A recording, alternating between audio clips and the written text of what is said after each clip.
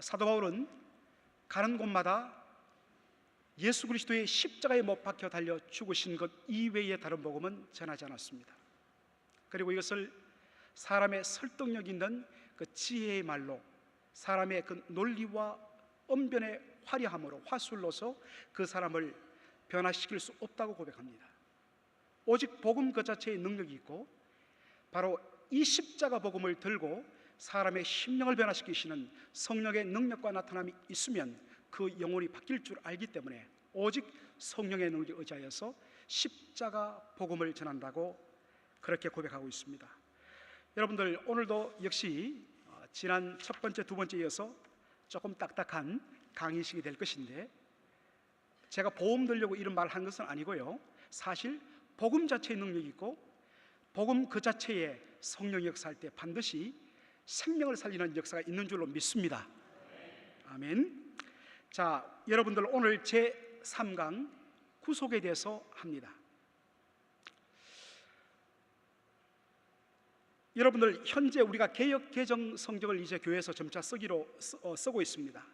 우리 목사님들 강대상에서 개역 개정 한글 성경으로 성경을 읽고 설교를 하는데, 이 개역 개정판에 보면 한 가지 독특한 것을 발견합니다. 그것은 구속이란 단어가 쓰이지 않는다는 사실입니다. 대신에 속량이라는 단어만 쓰입니다.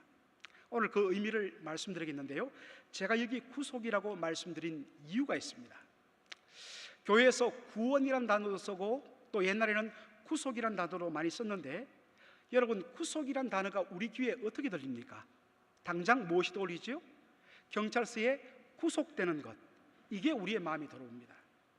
그래서 원래 이게 구할 구자에 값치를 속자, 값을 지불하고 우리를 구원해내는 것, 이것이 구속입니다.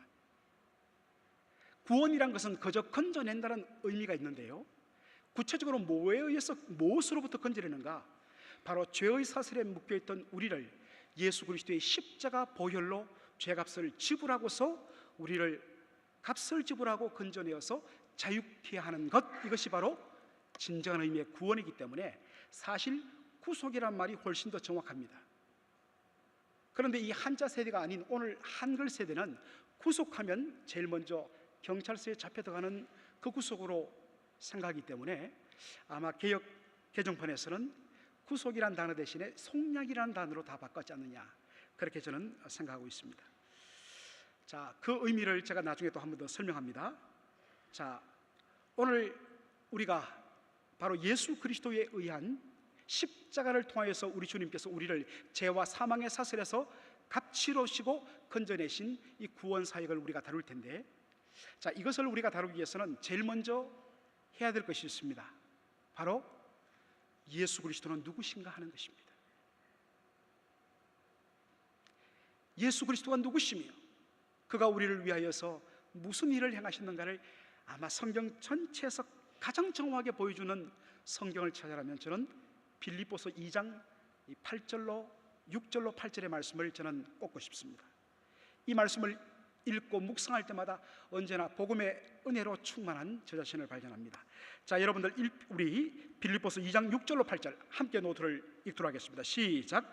그런 근본 하나님의 본체시나 하나님과 동등됨을 취할 것으로 여기지 아니하시고 오히려 자기를 비워 종의 형체를 가지사 사람들과 같이 되셨고 사람의 모양으로 나타나사 자기를 낮추시고 죽기까지 복종하셨으니 곧 십자가에 죽으심이라. 자, 여러분들, 이 빌립보서 2장 6절에 보니까 예수님을 어떻게 소개합니까? 그는 근본 하나님의 본체시라. 자, 여러분들, NIV 성경, 우리가 많이 갖고 있는 이 NIV 영어 성경을 보면 근본 하나님의 본체시다 하는 이 하나님의 본체를 In very nature God 이렇게 번역을 합니다. 이것을 우리말로 번역하면 바로 이와 같습니다. 그분은 본질상 하나님이라는 뜻입니다. 예수님께서 본질상 하나님이란 이 표현은 무슨 뜻일까요? 그것은요, 예수 그리스도는 성부 하나님과 그 신적인 본질과 신적인 영광과 신적인 권능과 신적인 성품에 있어서 성부 하나님과 동등하신 참 하나님이라는 말씀입니다. 예수 그리스도는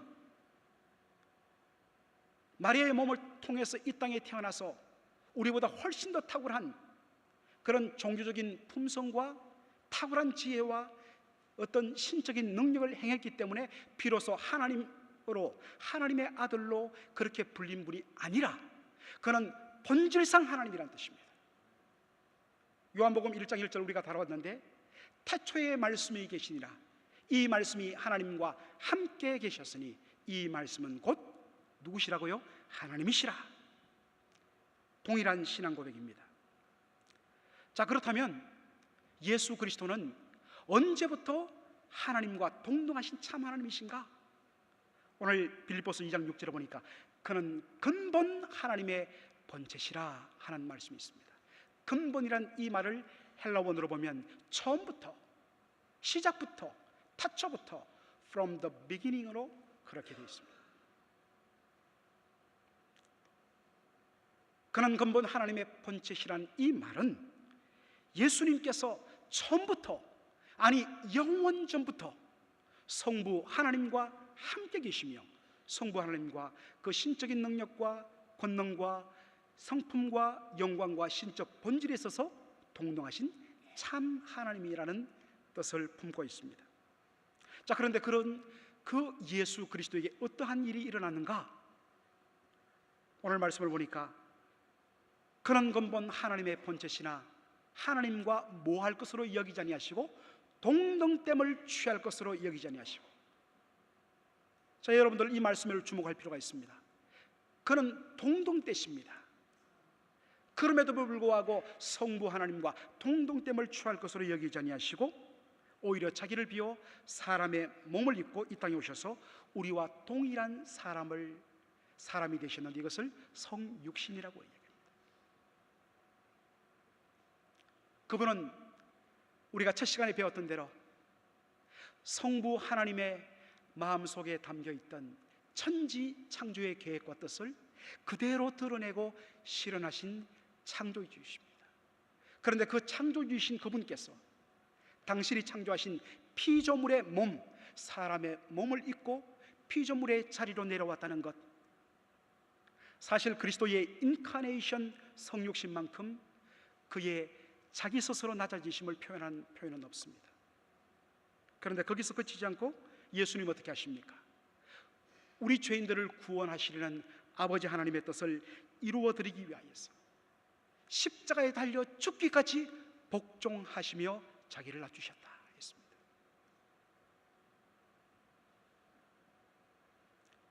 여러분, 여기서 우리가 주목할 것은 바로 예수 그리스도의 죽음이 십자가에서 이루어졌다는 이 말씀입니다. 기독교의 상징하면 뭐겠습니까? 십자가입니다. 우리 수많은 자매님들이 지금도 번쩍번쩍 금목걸이를 하고 지금 이 자리에 와 있습니다. I'm Christian. 나 예수 믿는 사람입니다. 당당한 신앙 고백으로 십자가를 달고 있습니다. 자, 그런데 로마서 1장 16절을 보면 사도 바울이 독특한 표현을 씁니다. 자, 16절 함께 읽겠습니다. 시작. 내가 복음을 부끄러워하지 아니하노니 이 복음은 모든 믿는 자에게 구원을 주시는 하나님의 능력이 됨이라. 먼저는 유대인에게요 그리고 헬라인에게로다. 자, 여러분들 이 말씀을 읽을 때요 우리가 곰곰이 씹을 수 있는 그런 여유가 있어야 됩니다. 그리고 왜라는 퀘션을 우리가 던져야 됩니다. 내가 복음을 부끄러워하지 아니하노니, 여러분 왜 구태여 이 표현을 썼을까요? 우리는 사도 바울이 내가 복음을 부끄러워하지 않는다는 이 말한 그 이면 뒷면을 열어볼 필요가 있습니다. 그 당시 십자가는 로마 제국 시대의 처형, 사형 형틀이었습니다. 지금 여러분들은 무시무시한 것을 목에 걸고 다니는 겁니다. 까불면 박는다 이런 어떤 의미로 무서운 것이 십자가입니다. 그 당시 사람들을 죽이는 여러 방법이 있지 않겠습니까? 사형수에게. 그러나 사형수 중에서도 가장 악랄한 사형수에게 주는 최고의 고통을 주는 사형 방법이 십자가였습니다. 손과 발에 못을 박아서요, 사형 형틀의 못에 이 나무에 매달면 그 고통이 정말 어마어마하다고 합니다. 그저 단순히 사람을 이 목을 매달아 그렇게 사람을 처형한다면 단지 고통스러운 것은 1, 2분 상관입니다. 그런데 하루, 이틀, 심지어 3일씩 매달아 온갖 고통을 다 안기며 죽게 만듭니다. 여러분들, 우리 예수님 십자가 달린 것을 보면 예수님 그 아래쪽에 천으로 둘둘 감아놓은 거 있죠. 여러분 상상하지 마시고, 그 천은 사실 없는 겁니다. 최대한 모욕과 수치를 주기 위해서 완전히 발가벗깁니다. 어떻게 할 수 있습니까? 여러분, 예수님 십자가 못을 바꿔서 로마 군병들이 뭘 합니까? 제비를 뽑죠. 뭐 때문에 제비를 뽑죠? 바로 예수님의 옷을 나누어 가지기 위해서 제비를 뽑습니다. 철두철미하게 수치를 안기는, 가장 잔혹한 고통과 수치를 안기는 처형 방법이 뭐다? 십자가. 특별히 유대인들에게서 이 십자가는 훨씬 더 강한 상징을 담고 있습니다. 그것을 신명기 21장 23절에 보여줍니다. 다 같이 한 목소리를 읽겠습니다. 시작. 그 시체를 나무 위에 밤새도록 두지 말고 그날에 장사하여 내 하나님 여호와께서 내게 기업으로 주시는 땅을 더럽히지 말라. 나무에 달린 자는 하나님께 저주를 받았음이라. 유대인들에게 있어서 나무에 달아 죽이는 것은 뭐한 것입니까? 하나님께 저주받아 죽는 것이는. 여러분, 왜 유대인 지도자들이 로마 총독 빌라도에게 예수님을 십자가에 못 박으소서 외쳤을까요? 그 당시 사람들의 마음속에는, 아직도 많은 사람들의 마음속에는 예수님이 하나님의 아들 메시아임을 그렇게 믿는 그러한 마음들이 남아 있었습니다. 바로 이 사람들의 마음속에 담겨있는 예수님이 하나님의 아들이란 이 각인된 사실을 완전히 지울 수 있는 방법이 뭘까요? 예수를 십자가에 못 박아버리면 되는 것입니다. 그러면 사람들은 생각합니다. 아니, 어떻게 하나님의 아들이란 자가 하나님께 버림받고 저주받아 죽는 죽음의 상징인 십자가에 달려 죽을 수 있는가? 그렇다면 저는 하나님이 아니요, 하나님께 버림받은 저주받은 인생이다. 십자가에 못 박아서서는 바로 유대인 지도자들의 정치적인 업무가 담겨 있었습니다. 이런 의미에서 1세기 당시 사람들에게 십자가는 부끄러운 것이었습니다. 그런데 사도 바울은 말합니다. 내가 십자가 복음을 부끄러워하지 아니하노니. 왜 그렇게 자신 있게 말할까요? 다시 로마서 1장 16절을 보시기 바랍니다. 내가 복음을 부끄러워하지 않으니 이 복음은 모든 믿는 자에게 구원을 주시는 하나님의 무엇이 됨이라? 하나님의 능력이 됨이라. 아멘. 하나님의 능력이 됩니다. 자, 그렇다면 우리가 질문을 던져야 합니다. 1세기 당시 십자가는 부끄러운 것입니다. 수치의 상징이요 저주의 상징입니다. 그런데 왜 사도 바울은 이 부끄러운 십자가가 구원을 주시는 하나님의 능력이 된다고 외칠까요? 바로 갈라디아서 3장 13절이 그 답을 주고 있습니다. 다 같이 한 목소리를 읽겠습니다. 그리스도께서 우리를 위하여 저주를 받은 바 되사 율법의 저주에서 우리를 속량하셨으니 기록된 바 나무에 달린 자마다 저주 아래 있는 자라 하였습니다. 자, 여기 보니까 그리스도께서 십자가에 달려 저주를 받은 바 되었다고 분명히 말씀합니다. 예수님의 십자가 죽음은 저주입니다. 그런데 우리가 주목할 것은 그리스도가 왜 십자가에 달려 저주를 받았는가 하는 것입니다. 왜지요? 예수님이 십자가에 달려 죽으신 것은 자신의 죄 때문이 아니라 바로 우리를 위하여 십자가에서 저주를 받은 것이라고 말씀합니다. 여기에 우리를 위하여라는 이 말의 헬라어 원어적인 의미는 바로 우리를 대신하여라는 뜻입니다.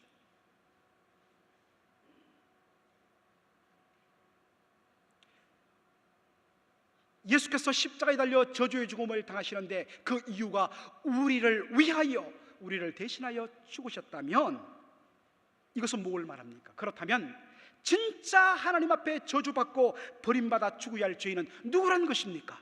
바로 우리 아담의 모든 후손인 바로 우리 인생들이라는 사실입니다. 그런데 죄 없으시고 의로우신 하나님께서, 하나님의 아들 예수 그리스도께서 우리를 살리기 위하여, 우리를 대신하여 십자가에서 저주받고 하나님께 버림받아 죽으셨다고 말씀합니다. 그 결과로 가져온 것이 무엇입니까?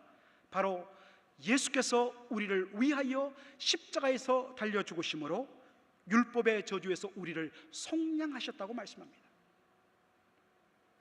여러분, 율법의 저주가 뭘까요? 율법의 저주, 쉽게 말하면 이것입니다. 죄의 삭은 사망이라는 선언입니다. 율법은 우리에게 선언합니다. 죄의 삭은 사망이라. 하나님은 당신의 의와 거룩의 속성에 근거하여서 죄를 미워하시기 때문에 죄에 대해서는 반드시 그 대가를 물으시게 됐는데, 그 죄의 값이 뭐냐? 사망이라는 것입니다. 그런데 동시에 우리 하나님은 어떤 분이십니까? 공의로우신 하나님일 뿐만 아니라 사랑이신 하나님이십니다. 하나님의 마음속에는 죄로 말미암아 죽어가는 우리가 영원한 심판 아래에 있는 것을 기뻐하지 아니하시고 우리를 구원하기를 기뻐하십니다. 하나님의 공의의 속성, 죄에 대하여서 반드시 죽음의 심판을 선언해야 되는 하나님의 공의의 속성과 그 죽어가는 죄인을 살리기를 원하시는 하나님의 사랑이 이 충돌되고 상충되는 이 문제를 바로 둘 다 만족시키며 해결하신 것이 뭐냐? 의로우신 하나님의 아들 예수 그리스도께서 율법의 저주를, 우리가 받아야 할 율법의 저주를 그가 대신 짊어지시고 대신 십자가에서 피 흘려 죽으신 것입니다. 그 결과로 우리에게 주어진 것이 속량이라고 성경은 말합니다. 여러분들, 이 속량이란 말이 참으로 한자로 재미있습니다. 속자란 것은 값을 지불하다는 뜻입니다. 값을 속자에 량자가 어질 양자도 되지만 여기는 양민 양자를 씁니다. 이것은 참 재미있게도 전형적인 바로 우리 한국의 옛날을 바로 염두에 두고 쓴 번역입니다. 옛날에 노예가 어떻게 자유함을 얻습니까? 바로 자신의 몸값을 지불하면 그 노비 문서를 불태워버립니다. 그러면 자유가 되는 것입니다. 그가 양민이 되어서 자유의 신분을 얻습니다. 이것이 속량입니다. 영어로는 이것을 redemption이라고 이야기합니다. 이 redemption은요, 요즘 경제 용어로 쓰입니다. 영어 사전을 보면 변제라고 되어 있습니다. 값을 지불하여서 완전히 제해버리는 것입니다. 예수 그리스도께서 우리가 받아야 할 그 율법의 저주, 죄의 삭은 사망이라는 그 율법의 저주를 대신 짊어지시고 십자가에서 대신 저주받고 죽으심으로 말미암아 우리가 값치러야 할 모든 죄의 값을 예수님께서 다 값치러 주셨다는 것입니다. 그런데요, 히브리서 9장 11절로 12절에 보면 이 예수 그리스도께서 우리의 모든 죄를 값치러 주신 그 구속 속죄의 범위입니다. 자, 여러분들 히브리서 9장 11절로 12절을 우리가 읽도록 하겠습니다. 시작. 그리스도께서는 장래 좋은 일의 대제사장으로 오사 손으로 짓지 아니하는 것 곧 이 창조에 속하지 아니한 더 크고 온전한 장막으로 말미암아 염소와 송아지의 피로 하지 아니하시고 오직 자기의 피로 영원한 속죄를 이루사 단번에 성소에 들어가셨느니라. 아멘. 예수님께서 십자가에서 우리의 죄를 대신 지시고 우리를 대신하여서 모든 율법의 저주를 다 받고 죽으셨을 때 일어난 것이 무엇이냐? 단번에 영원한 속죄를 이루셨다는 사실입니다. 2000년 전 갈보리 십자가 위에서 예수님 피 흘리신 그 단 한 번의 피로 말미암아 우리에게 임하는 그 속죄의 은총은 영원합니다. 예수님이 다시 십자가에 달려 죽을 필요가 없습니다. 단번에 영원한 속죄를 이루셨기 때문에 우리가 범죄하고 넘어졌을 때마다 날마다 하나님의 은혜의 보좌 앞에 나가 그리스도 예수의 십자가 보혈 그 공로를 의지하고 주 앞에 엎드렸을 때 단번에 영원한 속죄의 능력으로 우리의 모든 죄값을 값추르신 그 보혈의 능력이 우리를 정결케 하는 것입니다. 이것이 영원한 보혈의 능력입니다. 그런데 여기서 우리가 한 가지 오해하는 것을 우리가 수정할 필요가 있습니다. 여러분들, 제가 이 강의 시리즈를 시작하면서 구원파를 이야기를 했습니다. 여러분들 신문지상이나 또 TV를 통해서 구원파가 무엇인가를 여러분 이제 어느 정도 좀 감이 잡히실 거예요. 여러 가지로 설명할 수 있지만 구원파, 이 구원파의 핵심은 바로 이것입니다. 예수님께서 우리의 과거와 우리의 현재와 우리의 미래의 모든 죄를 다 값치르시고 용서하셨기 때문에 우리는 더 이상 회개할 필요 없고 용서받을 필요 없다.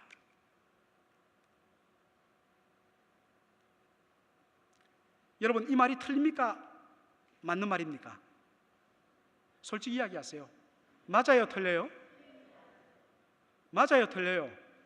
맞잖아요. 아니에요? 아니, 저는 이렇게 말을 바꾸어서 여러분을 틀렸다고 이야기하는 사람 아니에요. 이 말 사실 맞는 말입니다. 그런데 그 다음 내용이 중요합니다.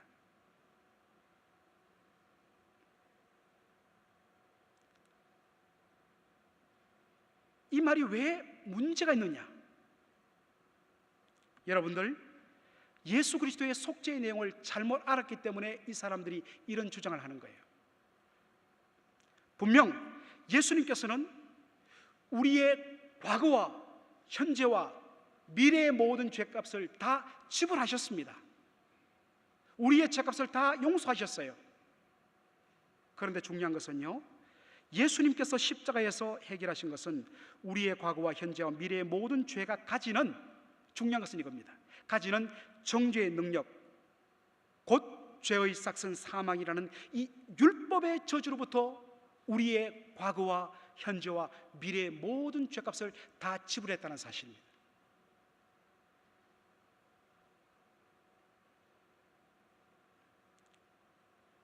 예수님은요, 우리가 과거와 현재와 미래의 죄를 범함으로 말미암아서, 죄를 범하면 반드시 뭐가 임하게 됩니까? 율법의 저주가 임하게 됩니다. 율법의 저주는 무엇입니까? 죄의 삭선 사망이라는 것입니다. 그런데 예수님께서 그 율법의 저주와 정죄를 2000년 전 갈보리 십자가 위에서 피 흘려 죽으심으로 단번에 영원한 속죄를 이루셨어요. 여러분, 죄를 범하면 원칙적으로 죄의 삭선 사망이기 때문에 죽음의 선고가 내려집니다. 그렇지만 예수 그리스도의 영단번 속죄로 말미암아서 우리는 현실적으로 연약하여, 오늘도 우리는 현실적으로 연약하여서 범죄를 했습니다. 여러 가지로 넘어졌고, 오늘 여러분들 이 교회에 와서 하나님 용서해 주십시오라고 여러분들 회개기도 했을 것입니다. 우리가 오늘 범하는 그 죄에 대해서도 사실 엄밀한 의미에서 죄의 삭슨 사망이라는 이 율법의 정죄는 여전히 유효합니다. 그런데 우리가 예수 그리스도 안에 있음으로 말미암아, 예수님께서 영단번 이루신 그 속죄의 능력으로 말미암아 그리스도 안에 있는 자에게는 이 율법의 저주와 정죄가 더 이상 영향을 미치지 못하는 것입니다. 그래서 우리는 죽음의 심판을 받지 않습니다. 그러나 한 가지 명심해야 될 것이 있습니다. 여기서 이제 구원파와 우리의 차이가 나오는 것입니다. 비록 우리가 이 시간도 범죄하여서 하나님 앞에 우리가 죄를 범하지만 그리스도 예수의 영단번 속죄의 능력으로 말미암아 그 죄에 대해서 우리에게 죽음의 정죄가 임하지 않지만, 죄란 것은요 근본적으로 관계를 단절시키는 무서운 독소입니다. 죄를 범하면 반드시 그 죄는 하나님과 우리의 관계를 단절시키고 우리와 이웃과의 관계를 단절시킵니다. 예수 그리스도의 영단번 십자가 보혈의 능력으로 말미암아 근본적으로 회복된 하나님과 우리의 그 관계는 끊어지지 않습니다. 그리고 예수 그리스도의 영단번 속죄의 능력으로 말미암아 우리에게 죽음의 정죄는 임하지 않습니다. 그러나 그 죄로 말미암아 하나님과 우리의 관계가 멀어지고 깨어지고 이웃과 우리의 관계가 멀어지고 깨어집니다. 그런 의미에서 우리는 반드시 우리의 범죄에 대해서, 우리가 현재 범한 죄에 대해서 뭐 해야 된다? 회개해야 된다는 것입니다. 그런 의미에서 제가 말씀드립니다. 분명하게 말씀드립니다. 예수님께서 십자가 위에서 우리의 과거와 현재와 미래의 모든 죄를 다 값치렀기 때문에 우리는 더 이상 회개할 필요가 없다는 주장은 맞다 틀리다? 틀리다는 것입니다.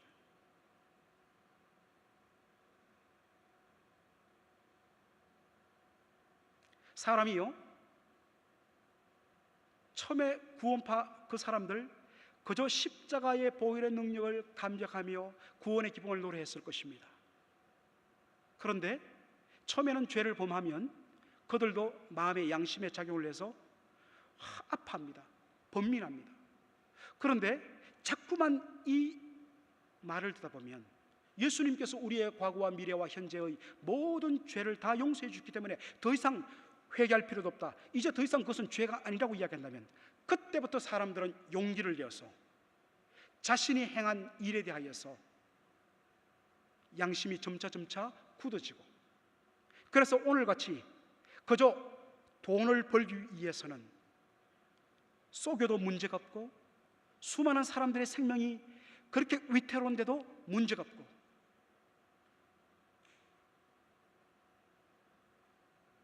얼마든지 법망을 피해서 다녀도 문제가 없는 것, 그러한 대로 나가게 된다는 말씀입니다. 여러분들, 이 잘못된 복음이요 얼마나 무서운 결과를 초래하는지 모릅니다. 차라리 이단들, 완전히 자기가 하나님이고 자기가 예수라고 이야기하는 문선명 통일교와 같은, 자기가 하나님이라고 이야기하는, 자기가 구세주라고 이야기하는 옛날에 박태승과 같은 그런 존재라면 전혀 문제가 없어요. 그런데 똑같이 십자가 구원을 이야기하고 예수 믿으면 구원을 믿는다고 이야기하면서도 반쪽짜리 구원을 이야기하면 이것이 복음을 위태롭게 하고 복음을 변질시키고 성도의 삶을 완전히 흙탕물로 빠뜨리게 된다는 사실입니다. 온전한 바른 복음을 우리가 소유하면서 그 복음을 바로 우리가 가질 필요가 있습니다. 또 하나 우리 성도들이 종종 오해하는 것이 있습니다. 예수님께서 십자가에서 우리의 모든 죄값을 대신 다 짊어지시고 십자가에서 피 흘려 죽으심으로 율법의 정죄에서 우리를 자유하게 하신 이 부분에 대해서, 예수님께서 십자가에서 우리의 모든 죄값을 값 지불하셨다고 했는데 이 값 지불한 것을 사탄에게 지불했다고 잘못 생각하는, 또 잘못 가르치는 그러한 사람들이 있습니다. 이것을 신학용어로 사탄 배상설이라고 이야기하는데 굉장히 문제가 있습니다. 여러분, 우리가 죄를 범한 것은 누구에게 범했습니까? 사탄입니까? 하나님입니까? 하나님께 범죄했습니다. 그리고 우리의 범죄함으로 말미암아 하나님의 의가 손상함을 입었기 때문에 하나님은 당신의 공의에 근거하여서 죄의 싹슨 사망이라는 바로 죽음의 선고를 내리신 것입니다. 그러므로 우리가 죄의 값을 지불해야 할 대상은, 우리 죄값을 지불해야 할 대상은 사탄이 아니라 하나님이십니다. 자, 그런데 여러분들, 우리 피조물인 우리 인생이 어떻게 우리의 범죄로 말미암아 하나님의 그 손상된 마음, 하나님의 그 공의의 성품을 어떻게 만족시킬 수 있고 배상할 수 있을까요? 하나님의 공의를 온전히 만족시킨다는 것은 불가능한 일입니다. 바로 우리의 힘으로 할 수 없는 바로 이 사실에 대해서 하나님께서 하신 방법이 하나님과 동등하신 예수 그리스도께서 바로 성육신하시고 이 땅에 오셔서 십자가에서 우리 죄인들을 대신하여 하나님의 저주와 진노와 심판을 받고 죽으심으로 말미암아 우리의 죄로 말미암아 손상된 하나님의 공의를 온전히 만족시켜 드릴 수 있었고, 하나님께 우리의 죄값을 다 값치루시고 지불할 수 있었다는 사실입니다.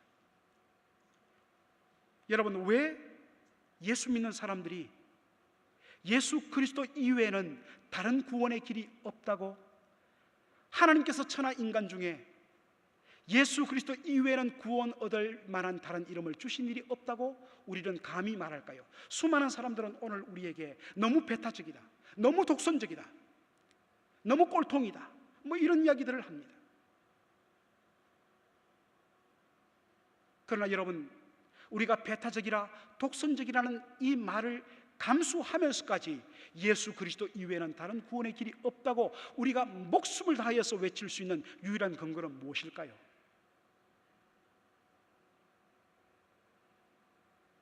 하나님과 동등된 신적인 존재가 아니고서는 우리 인생의 죄로 말미암아 손상된 하나님의 그 공의를 만족시킬 수 있는 존재가 없기 때문입니다.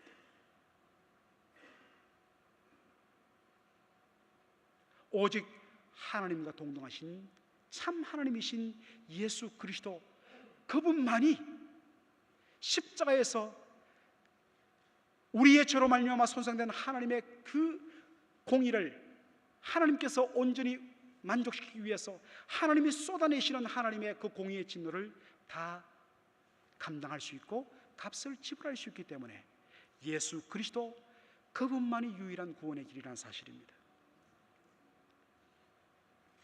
여러분, 더 놀라운 것은 하나님은 우리에게 죄의 값을 받으셔야 할 채권자입니다. 그런 하나님이 도무지 빚을 갚을 수 없는 우리 죄인들의 빚을 갚아주시기 위해서 당신의 사랑하는 독생자 예수 그리스도를 보내시고 우리 죄인들의 죄를 대신하여 십자가에 달려 죽게 하사 그 빚을 다 갚게 하셨다는 사실입니다. 여기에 십자가의 비밀이 있습니다. 그리고 십자가 죽음에는 놀라운 반전이 있습니다. 바로 부활입니다. 자, 여러분들 히브리서 2장 14절로 15절을 우리 한 목소리로 읽기를 원합니다. 다 같이 읽겠습니다. 시작. 자녀들은 혈과 육에 속하였음에 그도 또한 같은 모양으로 혈과 육을 함께 지니심은 죽음을 통하여 죽음의 세력을 잡은 자 곧 마귀를 멸하시며 또 죽기를 무수함으로 한평생 매여 종로로 타는 모든 자를 놓아주려 하심이니.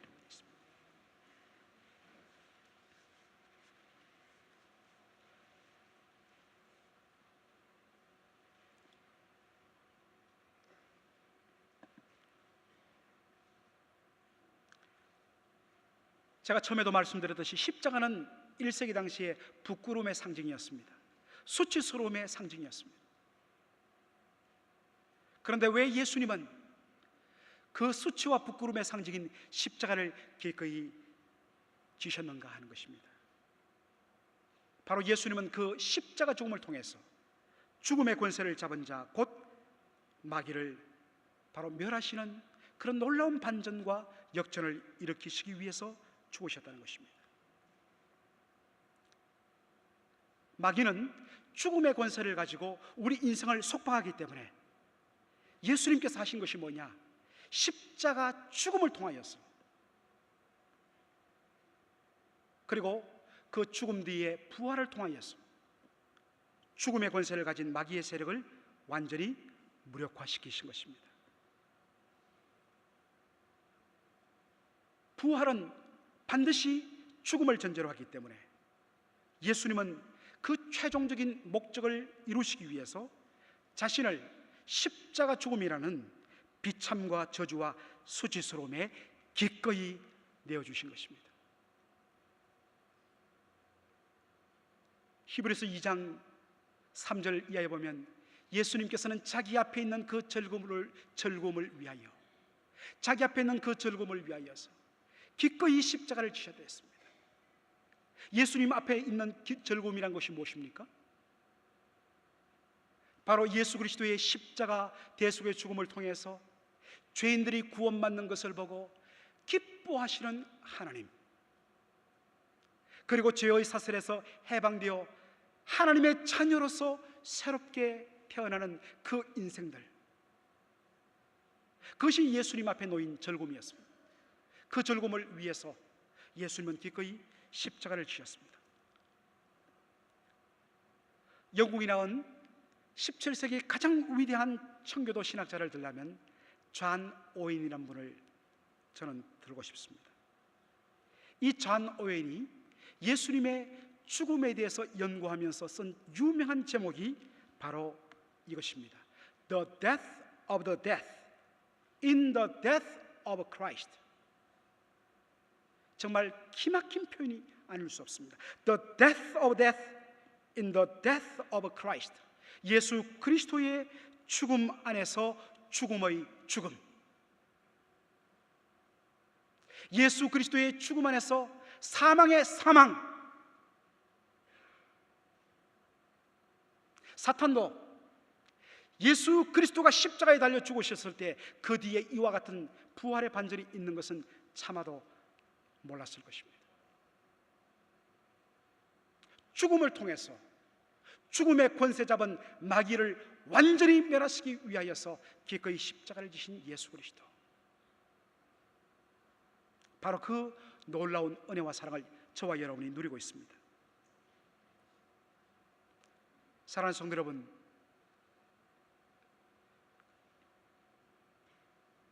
예수님께서 십자가를 통해서 온전히 이루어놓으신 이 놀라운 구원의 은혜, 이것을 어떻게 바로 나의 구원으로 누릴 수 있을까 하는 것입니다. 예수님께서 십자가에 달려 피 흘려 죽으시고 그 죽음의 결과로 우리의 모든 죄값을 다 값치러 주심으로 이루어놓으신 이 구원,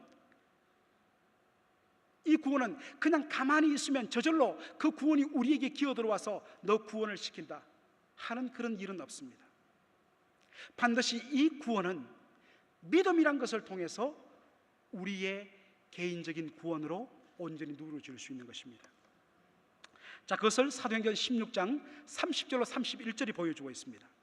우리 한 목소리로 다 같이 읽겠습니다. 시작. 그들을 데리고 나가 이르되 선생이여 내가 어떻게 하여야 구원을 받으리까 하거늘 이르되 주 예수를 믿으라. 그리하면 너와 네 집이 구원을 받으리라 하고,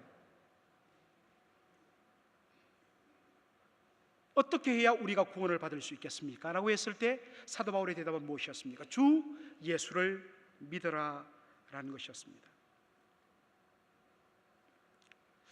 여러분들, 우리가 구원 얻는 믿음이라고 했을 때, 예수를 믿고 구원 얻는다 했을 때 어떻게 믿음을 통해서 그 예수님이 이루신 구원이 나의 구원으로 적용되고 내 것이 될 수 있을까? 저는 믿음을 세 가지 영역으로 함께 봐야 된다고 생각합니다. 우리 한국교회 성도들에게 있어서 믿음이란 것은 주로 이 감정적인 측면입니다. 내가 예수님을 믿었을 때 내 마음에 감동이 넘치고 내 눈에 눈물이 핑 돌고 내 마음이 뜨거워지고 내 마음에 하늘의 문이 활짝 열리면서 참 구원의 그 즐거움이 내 안에 넘치는 것, 이것을 우리는 보통 믿음으로 많이 그립니다. 틀린 것이 아닙니다. 그러나 성경이 말하는 믿음은 우리 영혼의 세 가지 기능인 지성, 감성, 의지, 지정이 이 세 가지의 측면이 함께 종합적으로 맞물려 일어난다고 말합니다. 논리적인 순서로 우리의 믿음이 어떻게 발생된가를 말씀드리면 다음과 같습니다. 우리는 원래 영적으로 죽었던 존재들입니다. 하나님과 생명의 관계가 단절된 영적 사망당한 존재입니다. 그러므로 영적 사망당한 존재가 스스로 예수 그리스도를 의지적으로 믿지 못합니다. 조금 이상하지 않습니까? 성경에도 주 예수를 믿으라고 이야기하고 우리도 복음을 듣고서 내가 감격하여서 예수님을 나의 구주로 영접함으로 말미암아 구원을 받았지 않았습니까? 맞습니다. 그것은 실존적으로 옳은 말입니다. 그러나 우리가 예수를 믿고 신앙생활 하면서 말씀의 은혜 가운데 깊이 잠기면서 뒤를 돌아봤더니, 하나하나 따져봤더니 원래 우리는 영적으로 죽은 존재라서 우리 스스로는 그 복음을 받아들일 수 없는 존재들이라는 것입니다. 바로 그러한 영혼 속에 주의 성령이 차고 주셔서 죽은 우리의 영혼을 살리시고, 이것을 거듭남이라고 이야기합니다. 그리고 거듭난 우리의 영혼 속에 비로소 주의 성령이 복음의 진리를, 말씀을 던지시고 그 말씀의 빛을 비추심으로 말미암아 우리의 영혼이 자신의 영혼을 하나님의 말씀의 거울에 비쳤을 때 비로소 내가 죄인이었고, 내가 범한 이 죄로 말미암아서 내가 그동안 하나님을 얼마나 아프시게 했고, 얼마나 내가 하나님을 멀리 떠나 내가 짓는 모든 죄들은 다 추악하고 더러운 죄라서 내가 행하는 모든 행동마다 하나님께로부터 멀어져서 점차 영원한 죽음의 낭떠러지로 달려가는 내 자신을 비로소 말씀의 거울을 통해서 발견하게 됩니다. 그럴 때에 이 놀라운 은혜가 그 다음에 우리의 감성을 터치합니다. 비로소 자신의 죄인됨과 지금까지 하나님의 은혜로부터 단절된 죄인 되었던 것과, 그리고 나의 의와 공로로서는 도무지 하나님의 영광에 이룰 수 없는 자기 자신을 발견하고서 애통하고 통곡하고 좌절하고 탄식하고 절망하는 우리의 감정이 일어나게 됩니다. 바로 그 순간에, 그 절망의 순간에 하나님께서 예수 그리스도의 십자가와 부활을 통해서 이뤄놓으신 그 유일한 구원의 길을 발견하고 성령의 도우심을 따라서 그것을 온전히 붙들며, 그리고 하나님 앞에 죄인됨을 회개하며, 그리고 그 죄에서 돌이켜 살아계신 하나님께로 나가는 이 모든 과정이 다 뭐다? 구원 얻는 믿음이라는 것입니다.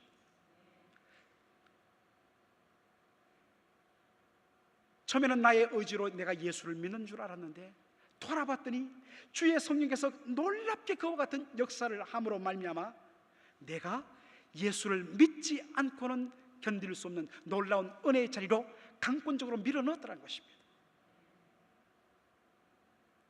그래서 우리 인생이 할 유일한 일은 무엇입니까?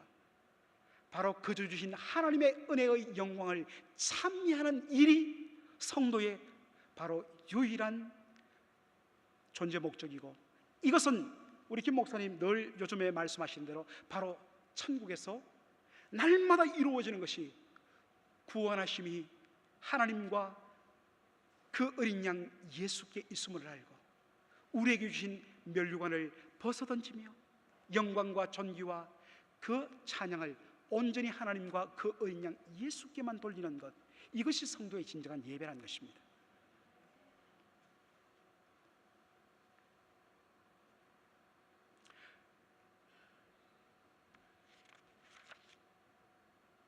그런데 여러분들, 오늘 이 사도행전 이제 마무리하겠습니다. 마지막 페이지. 여러분들, 사도행전 16장 31절에 보니까 선생이여 우리가 어떻게 해야 구원을 얻을 수 있겠습니까? 라고 간수가 말했을 때 사도 바울이 뭐라고 이야기합니까? 주 예수를 믿으라, 그리하면 너와 내 집이 구원을 얻으리라 이야기합니다. 우리는 이 말씀을 너무 그냥 쉽게 넘어가는 경향이 있습니다. 그런데 말씀을 잘 보면 단순히 예수를 믿으라 하지 않고 그 앞에 뭐가 붙습니까? 주 예수를 믿으라. 물론 예수를 믿으라, 그리하면 구원을 받는다, 맞습니다. 그러나 그 앞에는 항상 뭐가 생략되어 있다? 주가 생략되었다는 것입니다. 주 예수를 믿으라는 이 말을 영어 성경으로 보면 Believe in Jesus as the Lord, 예수를 주로 믿는 것이 구원이라고 이야기하고 있습니다. 여러분, 왜 우리가 예수를 주로 믿어야 구원을 받습니까? 예수님은 우리 인생이 감당해야 할 그 모든 죄의 짐을, 율법의 주제를 예수님이 십자가에서 대신 짊어지시고 피 흘려 죽으심으로 말미암아 우리의 모든 죄의 값을 다 지불하시고 우리를 죄와 사망에서 자유케 하시고 건져내신 우리의 구원자십니다. 예수란 이름이 바로 구원이란 뜻입니다. 그런데 여러분, 우리는 예수님께서 나의 모든 죄값을 십자가에서 다 값치러 주심으로 말미암아 내가 죄와 사망의 속박에서 죄산 받고 영생 얻고 천국 가게 됐다고 우리가 할렐루야 하면서 우리는 잔치를 벌이는 데만 몰두하기 쉽습니다. 그러나 잊지 말아야 할 것 사실이 하나가 무엇입니까? 그 예수님이 그 피로 우리의 모든 죄값을 다 지불하심으로 말미암아 우리는 피로 그 죄값을 값주르신 예수님의 소유가 되었다는 사실입니다. 그래서 고린도전서 6장 19절에 바로 피로 값주고 사신, 사도행전 20장 28절에 우리를 피로 값주고 사신 존재라고 이야기하고, 고린도전서 6장 19절에 바로 값으로 사신 바 되었다고 이야기하고 있습니다. 예수님께서 십자가에서 우리의 모든 죄값을 다 지불하심으로 말미암아 우리는 누구냐? 이제 더 이상 내가 이제 내 마음대로 내가 내 인생의 주인이 되는 존재가 아니라 예수님께서 십자가에서 피로 값주고 사셨기 때문에 이제 나는 예수님의 것, 예수님의 소유가 되었다는 사실입니다. 이것은 달리 말해서 예수 그리스도가 바로 나를 죄와 사망에서 구원하신 그 예수가 이제는 나의 주가 되었다는 사실입니다. 따라서 예수님은 단순히 우리를 죄에서 구원하신 나의 구원자, my Savior일 뿐만 아니라 이제 이후로는 피로 값주고 나를 사셨기 때문에 그분은 나의 주, my Lord가 되고 my King, 나의 왕이 되어서 이제는 그분이 나의 인생의 전부가 되시고 나는 오직 그분의 영광을 위해 살며 나는 이제 그분의 말씀의 통찰에 굴복하며 그분의 주권을 인정하며 그분의 말씀에 온전히 순복하여서 다스림받고 사는 주의 백성이 되었다는 이 신앙 고백이 뭡니까? 구원이란 사실입니다. 우리는 지금까지 구원을 그저 죄와 사망에서 내가 건짐받고 죄삼 받은 것으로만 이해를 합니다. 그러나 주님은 주 예수를 믿으라, 예수를 너의 주로 믿는 것이 구원이라고 이야기하고 있습니다. 여러분, 오늘 우리의 성도에 참 예수 처음 믿었을 때 우리는 구원의 감격이 넘칩니다. 정말 하늘을 붕붕 나는 것 같고 구원의 감격이 넘칩니다. 그런데 얼마 지나고 나서 열심히 우리가 기도하고 말씀을 보는데도 예배를 드리는데도 점차 구원의 감격이 식어집니다. 구원의 감격이 메말라집니다. 우리는 이것을 회복하기 위해서 막 찬양할 때도 열심히 박수치고 기도할 때도 열심히 하고 그리고도 이것이 또 금방 채워지지 않으니까 그 다음에는 막 뜨거운 은사 집회, 부흥회 이런 데 가서 불 받으려고 애를 씁니다. 잠시 뜨겁습니다. 그런데 그 구원의 감격은 또 이내 식어지고 메말라집니다. 천국을 소유하였고 영생을 이미 우리가 받았고 그 구원을 우리가 온전히 가지고 있음에도 불구하고 구원의 감격과 영생의 즐거움이 우리의 심령에 없는 이유가 뭘까요? 여러분 살피십시오. 지금 내 심령 속에는 예수님이 그저 나를 죄와 사망에서 건져내신 Savior, 구주로만 자리할 뿐 여전히 내 심령 속에 이제는 나의 인생의 주인 되시고 나를 피로 값주고 사심으로 나의 주인 되신 예수 그리스도를 나의 왕 나의 주로 내 마음의 보좌를 그분께 내어드리고 온전히 그분의 말씀과 주권 앞에 굴복되어 섬기는 나의 삶이 없었기 때문 아닌가? 여러분, 예수 그리스도를 여러분의 구원자일 뿐만 아니라 여러분의 구주, 여러분의 주로 온전히 모시고 인정하고 그 앞에 굴복해 보십시오. 예수의 십자가 보혈을 통해서 주신 그 구원과 영생의 즐거움과 감격이 여러분의 심령 속에 밀려들 것입니다. 내가 구원받은 하나님의 백성임의 그 놀라운 은혜와 축복을 누리는 것은 그분의 주권 앞에 굴복하고 그분의 말씀의 통치 앞에 온전히 무릎 꿇을 때입니다. 우리가 하나님의 말씀에 순종할 때 우리의 마음에 그러한 감격이 넘치는 이유가 바로 거기에 있습니다. 저는 왜 오늘날 우리 조국교회가, 그리고 이민교회가, 그리고 성도들이, 저도 그 중에 한 사람입니다, 왜 이렇게 심각한 윤리적인 문제를 노출할까요? 한국교회만큼 영혼 구원에 열심히 있는 교회 없고 얼마나 구원을 강조합니까? 참으로 귀한 일입니다. 그런데 왜 믿음으로 구원받는 것을 강조하는 한국교회가 이토록 심각한 윤리적인 문제를 노출시킬까? 바로 저는 예수 그리스도에 대한 온전한 신앙 고백을 하지 못하기 때문이라고 생각합니다.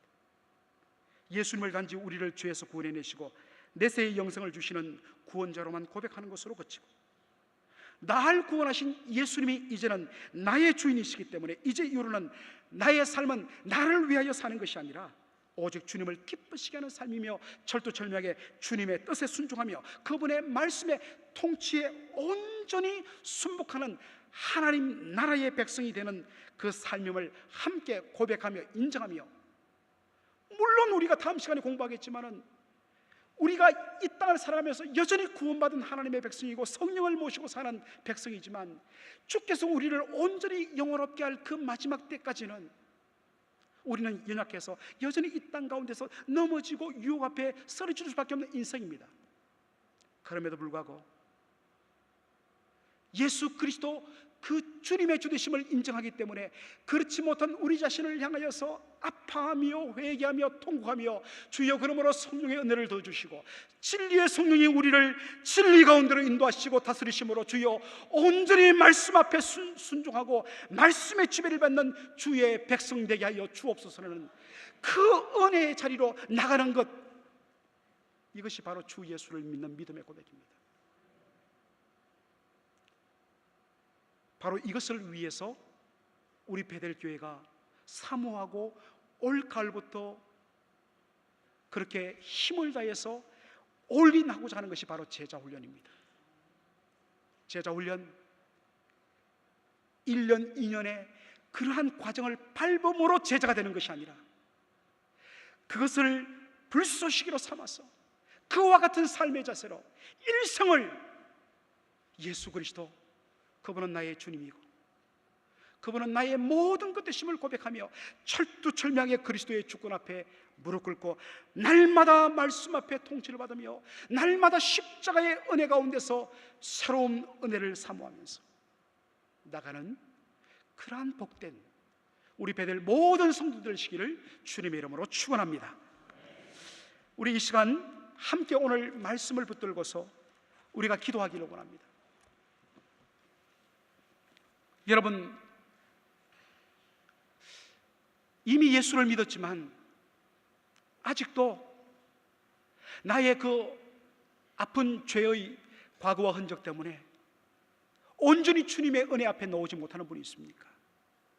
예수님께서 고치지 못할, 예수님께서 해결하지 못할 죄의 문제는 없습니다. 우리가 그 죄의 문제를 주님 앞에 가지고 놓기만 하면 주님은 보혈의 능력으로 깨끗하게 씻을 줄로 믿습니다. 이 시간 우리 함께 기도하기를 원합니다. 예수님을 나의 구주로만 우리가 고백하고 여전히 내 인생에 온전한 주님으로 모시지 못한 가운데서 어떤 부분에서는 아예 내가 주인이 되고 어떤 부분에서는 반쪽만을 주님 앞에 내어드리면서 주님이라고 고백하는 우리의 그 죄악된 모습이 있지 않습니까? 구원의 감격을 회복하기 위해서, 메말라버린 십자가의 감격을 회복하기 위해서 열심히 우리가 그렇게 은혜를 사모하지만 그것이 채워지지 않는 이유가 바로 여기 있음을 우리가 발견합니다. 주여 회개합니다. 우리 예수님을 온전히 나의 주님으로 온전히 고백하며 이제 우리의 심령의 보좌에 예수님을 온전히 그 자리에 예수님 내어드리기를 원합니다. 주여 다스려 주시고 통치하여 주시고 온전히 주님 나를 주장하여 주옵소서. 주님의 주권 앞에 온전히 무릎 꿇는 제 심령 되기를 원합니다. 주여 불쌍히 여겨 주옵소서. 우리가 주여 기도하겠습니다. 주여 아버지 하나님이여, 아버지 하나님이여 불쌍히 여겨 주시고, 아버지 하나님이여, 아버지 하나님이여, 아버지 하나님이여 그 놀라운 아버지 하나님이여 보혈을 우리를 아버지 하나님이여 구원하시기 위해서 기꺼이 십자가에 달려 죽으신 우리 주 예수 그리스도, 우리 주님을 찬양합니다. 하나님 우리 아버지, 그 놀라운 은혜로 우리가 구원을 받았지만은 하나님 우리 아버지, 그 구원의 감격에 우리가 사로잡혀 날마다 아버지 하나님이여 우리의 연약함에도 불구하고 보혈의 능력으로 아버지 하나님이 힘있게 싸우여 아버지 하나님이여 이기지 못하는 우리를 불쌍히 여겨주시고 그 보혈의 능력에 의지하여서 우리가 다시 일어설 수 있도록 은혜하여 주시옵소서. 하나님 우리 아버지, 우리가 아버지 하나님의 예수를 믿되 아버지 하나님의 온전히 예수를 주 예수로 아버지 하나님의 고백하지 못하였습니다. 아직도 아버지 하나님의 우리의 마음속에 하나님 내가 내 인생의 주인이 되어서 하나님 아버지 아직도 주장하는 부분이 있음을 고백합니다. 주여 불쌍히 여겨 주옵시기를 소원하옵소서. 하나님 우리 아버지, 아버지 하나님의 헛된 것에서 우리가 구원의 감격을 찾으며 아버지 애썼지. 하나님 아버지, 우리가 온전히 예수를 온전한 나의 주로 고백하고 나의 왕으로 고백하고 믿음으로 살며 말씀을 아버지 하나님 우리가 날마다 말씀 앞에 아버지 엎드리지 못했습니다. 주여 불쌍히 여겨주시고 새롭게 하여 주시고 회개하여 주여 주님 앞에 온전히 돌이키기 원하오니 주여 우리를 새롭게 하여 주옵소서. 하나님 우리 아버지 감사합니다. 존귀하신 독생자 예수 그리스도의 보혈로 하나님의 영광에 도무지 설 수 없던 우리 죄인들을 그 은혜의 자리로 서게 하여 주옵시고, 하나님을 원수로 하나님의 대적으로 살아가던 저희들을 그 보혈의 은혜로 고쳐주시고 주의 성령 보내주셔서 믿음으로 말미암아 하나님을 아바 아버지라 부르고 하나님의 자녀 삼으신 그 놀라운 은혜와 사랑을 감사합니다. 그러나 주여, 이 놀라운 구속의 은총만을 감격하였지 하나님 아버지, 바로 예수 그리스도를 온전히 나의 주로 고백하지 못하고서 철두철미하게 그분의 주권을 인정하지 못하고서 그분의 말씀에 통치앞에 무릎 꿇지 아니하는 우리의 이 아직도 죄악된 이 죄의 본성을 주께서 불쌍히 여겨 주옵시고 날마다 십자가를 바라보며 그 십자가 보혈로 말미암아 우리를 피로 값주고 사심으로 우리의 주인 되신 그 주님 앞에 온전히 무릎 꿇고 항복하며 그분의 말씀에 통치 앞에 들어가는 저희들 될 수 있도록 은혜를 더하여 주시옵소서. 감사하며 예수님의 이름으로 기도하옵나이다. 아멘. 우리 이 시간 다 같이 일어나셔서 만왕의 왕 내 주께서 찬송가 138장 우리 함께 찬양하도록 하겠습니다.